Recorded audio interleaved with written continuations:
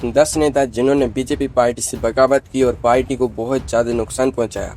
और नंबर 1 के बारे में जानकर तो आपका भी दिमाग हिल जाएगा।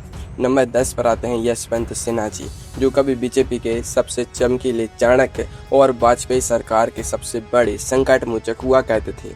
लेकिन जैसे ही 2014 में दिल्ली का तख्त बदला, यशवंत सिन्हा जी सितारे भी गर्दिश में चले गए। जब पार्टी ने इन्हें मार्गदर्शक मंडल का रास्ता दिखाया तो इनके भीतर का बागी जाग उठा और इन्होंने घर का भेदी लंका ढाई वाली कहावत को सच साबित कर दिया। यशवंत सिन्हा जी ने अपनी ही पार्टी के खिलाफ ऐसा मोर्चा खोला कि विपक्ष भी बगलें झांकने लगा। उन्होंने जीएसटी और नोटबंदी जैसी आर्थिक नीतियों की ऐसी बखिया उधेड़ी कि विरोधियों को मुफ्त में बैठे बैठाए अचूके हथियार मिल गए। यशवंत सिन्हा जी के तीखे हमले बीजेपी के लिए गले का फांस बन चुके थे। वह हर रोज मीडिया के सामने आकर पार्टी की नीतियों की ऐसी खाल खींचते थे मानो कोई घरेलू सास बहू का ड्रामा चल रहा हो। मजेदार बात देखिए, इनका अपना बेटा बीजेपी सरकार में मंत्री बना बैठा था और एक खुद रोज पार्टी की लुटिया डुबोने का आमादा थे। आखिरकार 2018 में इन्होंने पार्टी का दामन पूरी तरह छोड़ दिया और सीधे विपक्ष के पाले में जा गिरे।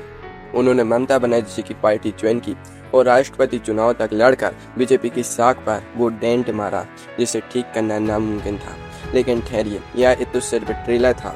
महाराष्ट्र का असली ड्रामा तो और भी ज्यादा खतरनाक था। नंबर 9 पर आते हैं एकनाथ खड़से जी, महाराष्ट्र बीजेपी के वो शेर जो कभी पूरे उत्तर महाराष्ट्र में अकेले दम पर दहाड़ते थे। पार्टी को खड़ा करने के लिए इन्होंने अपनी पूरी जवानी खपा दी। लेकिन जब 2014 में मुख्यमंत्री बनने की बारी आई तो उन्हें दूध की मक्खी की तरह बाहर का रास्ता दिखा दिया गया। खुददारी पर चोट लगी तो एकनाथ खड़से जी ने ईंट का जवाब पत्थर से देने का मन बना लिया। भ्रष्टाचार के आरोपों के बहाने जब इन्हें पूरी तरह दरकिनार किया गया तो इन्होंने 2020 में बीजेपी को तगड़ा झटका देते हुए शरद पवार जी की एनसीपी का हाथ थाम लिया। एकनाथ खड़से जी के जाने से खानदेश इलाके में बीजेपी का वो मजबूत किला ढह गया जिसे बनाने में 30 साल लगे थे। उन्होंने बीजेपी के पारंपरिक ओबीसी वोटर्स का ऐसा तोड़ा कि पार्टी वहां जमीन पर आ गई। मजेदार बात यह थी कि उनकी बहु रक्षा खड़से जी बीजेपी की सांसद बनी रही, जबकि एकनाथ खड़से जी खुद बीजेपी की जड़ें खोदने में लगे थे। खड़से जी ने बीजेपी को दिखा दिया कि पुराने वफादार को नजरअंदाज करना कितना भारी पड़ सकता है। वैसे क्या आपको लगता है कि सिर्फ महाराष्ट्र में ऐसा हुआ? जरा पड़ोसी राज्य गुजरात चलिए, जहां मोदी जी के गृह राज्य में ही बगावत की आंधी चली थी। नंबर 8 पर आते हैं केशुभाई पटेल जी। गुजरात बीजेपी के भीष्म पितामह कहे जाने वाले केशुभाई पटेल जी की कहानी बड़ी दिलचस्प और दर्दनाक है। जब गुजरात का राजपाट उनके सिर से छीनकर नरेंद्र मोदी जी को सौंप दिया गया तो केशुभाई पटेल जी के सीने पर सांप लूटने लगे। सालों तक कड़वाहट का घूंट पीने के बाद 2012 के चुनाव से ठीक पहले उन्होंने बगावत का बिगुल फूंक दिया और गुजरात परिवर्तन पार्टी बना ली। केशुभाई पटेल जी ने सौराष्ट्र के पाटीदार समाज को बीजेपी के खिलाफ ऐसा भड़काया कि पार्टी को चुनाव जीतने के लिए लोहे के चने चबाने पड़ गए। उनकी पार्टी भले ही केवल 2 सीटें जीत पाई, लेकिन उन्होंने बीजेपी के वोट बैंक में ऐसा तगड़ा डेंट मारा कि अमित शाह जी और नरेंद्र मोदी जी के पसीने छूट गए थे। सौराष्ट्र की दर्जनों सीटों पर बीजेपी के उम्मीदवार औंधे मुंह गिर गए। बुजुर्ग शेर का यह आखिरी बार बीजेपी के लिए गले की हड्डी बन गया था।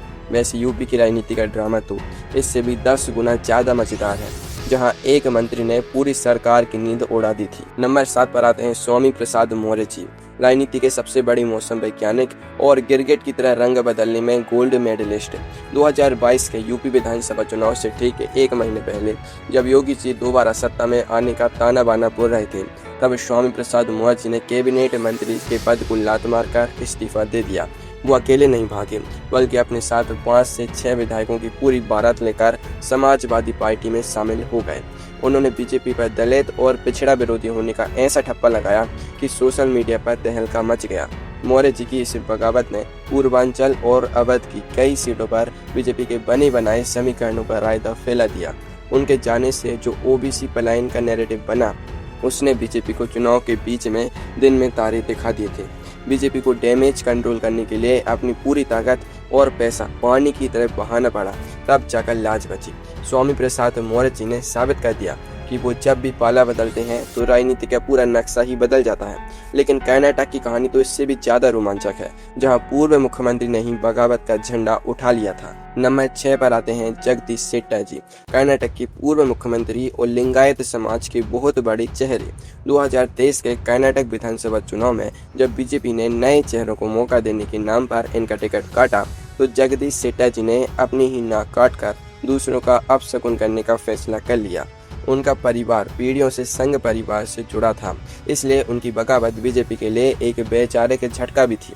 शेट्टर जी ने तुरंत बीजेपी छोड़ी और कांग्रेस का दामन थाम लिया।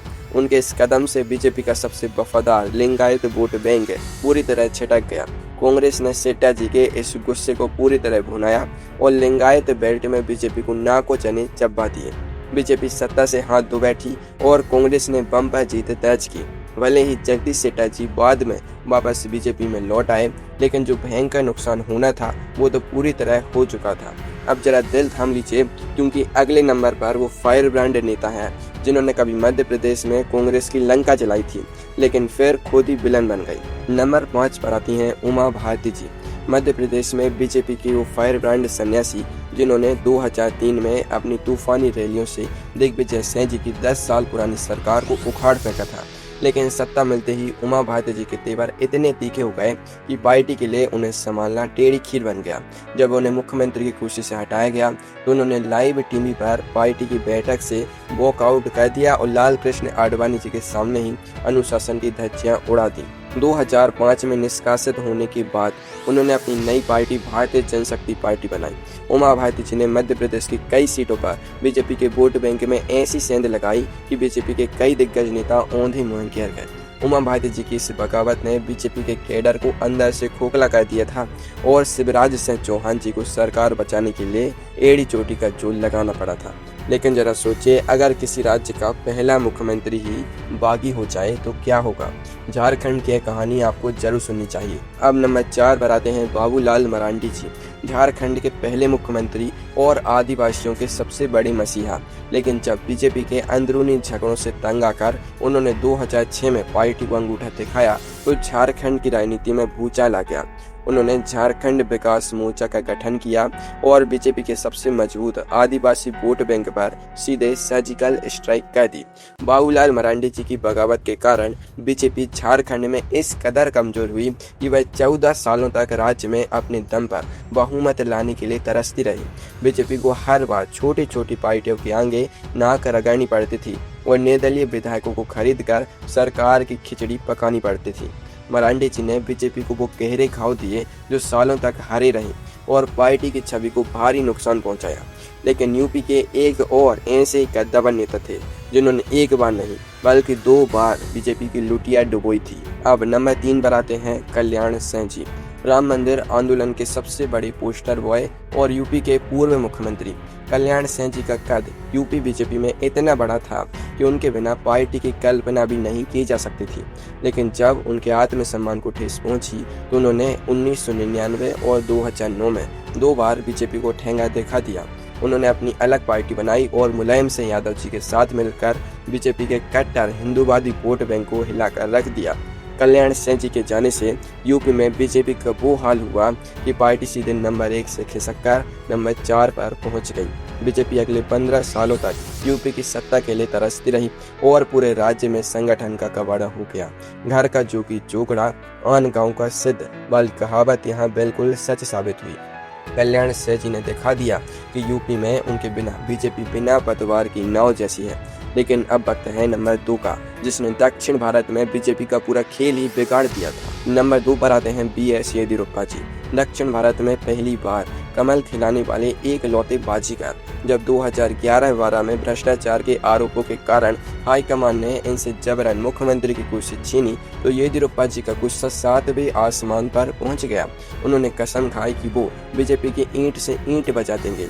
उन्होंने कर्नाटक जनता पक्ष बनाई और 2013 के विधानसभा चुनाव में बीजेपी के खिलाफ रणभेरी फूंक दी। येदियुरप्पा जी ने बीजेपी के सबसे मजबूत लिंगायत वोट बैंक को इस तरह बिखेरा कि बीजेपी सीधे 110 सीटों से घटकर मात्र 40 सीटों पर सिमट गई। उनकी बगावत ने बीजेपी को दक्षिण भारत में अर्श से फर्श पर ला दिया। कांग्रेस ने हंसते खेलते सरकार बना ली और बीजेपी बस तमाशा देखती रह गई। येदियुरप्पा जी ने साबित कर दिया कि कर्नाटक में वही असली किंग है और उनके बिना पार्टी शून्य है। लेकिन रुकिए, नंबर 1 पर जो महाखलनायक बैठा है उसकी बगावत की कहानी सुनकर आपके रोंगटे खड़े हो जाएंगे। नंबर 1 पर आते हैं शंकर सिंह वाघेला जी, भारतीय राजनीति के इतिहास के वो सबसे बड़े बागी जिन्होंने बीजेपी को ऐसा जख्म दिया जिसकी टीस आज भी महसूस होती है। 1995 में गुजरात में बीजेपी ने पहली बार प्रचंड बहुमत से सरकार बनाई थी, लेकिन केशुभाई पटेल जी को सीएम बनाए जाने से वाघेला जी के दिल पर सांप लौट गया। उन्होंने वो कर दिखाया जो किसी ने सपने में भी नहीं सोचा था। वाघेला जी ने बीजेपी के 47 विधायकों को तोड़ा, उन्हें चार्टर्ड प्लेन से खजुराहो के रिजॉर्ट में ले गए और पूरे देश में रिजॉर्ट पॉलिटिक्स की शुरुआत की। उन्होंने पार्टी को बीच में फाड़ दिया, अपनी अलग पार्टी बनाई और कांग्रेस के बाहरी समर्थन से खुद मुख्यमंत्री की कुर्सी पर जा बैठे। वाघेला जी ने बीजेपी के कैडर बेस्ड और अनुशासित होने के गुब्बारे की हवा निकाल दी। उनकी इस बगावत ने बीजेपी को राष्ट्रीय स्तर पर शर्मसार किया और गुजरात में बीजेपी की पहली पूर्ण बहुमत वाली सरकार को मटियामेट कर दिया। यह बीजेपी के इतिहास की वो सबसे बड़ी बगावत थी जिसने पार्टी के पूरे सिस्टम को हिलाकर रख दिया था।